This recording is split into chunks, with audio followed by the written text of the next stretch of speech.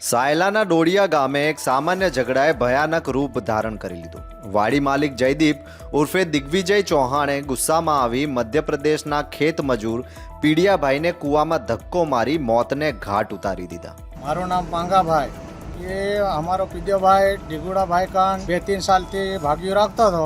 ત્યાં વાડી કઈ કામ ધંધો હતો નહીં, તે મારા ભાઈ નેમુકન જોવે આવું કપાસ એમ કરીને આવ્યો હતો। તો ત્યાં ડીગુડો ભાઈ આવ્યો કે અહીંયા શું કરે, તો કે કપાસ ધોવા આવ્યો તો એમ કરીને આવ્યો। તો આપણી વાડી કોણ છે એમ કરીને આવીને 2-3 થપ્પડ માર્યા અને કૂવામાં નાખી દીધો।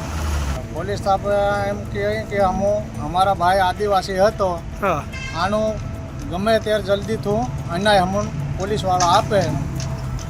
આ બનાવ એક નાના મતભેદને લઈને થયો હતો, પરંતુ જયદીપે ગુસ્સામાં પીડિયાભાઈને મન ફાવે તેમ ગાળો બોલી અને આજે તો તને મારી જ નાખવાનો છે તેમ કહી બંને વચ્ચે વિવાદ વધતા મામલો ગંભીર બન્યો અને પરિવારની સામે જ જયદીપે પીડિયાભાઈને લાફા ઝીકી કૂવામાં ધક્કો મારી દીધો। આ સંપૂર્ણ બનાવ મૃતક પીડિયાભાઈના પત્ની, 4 નાના બાળકો અને પરિવારજનોની સામે બન્યો હતો।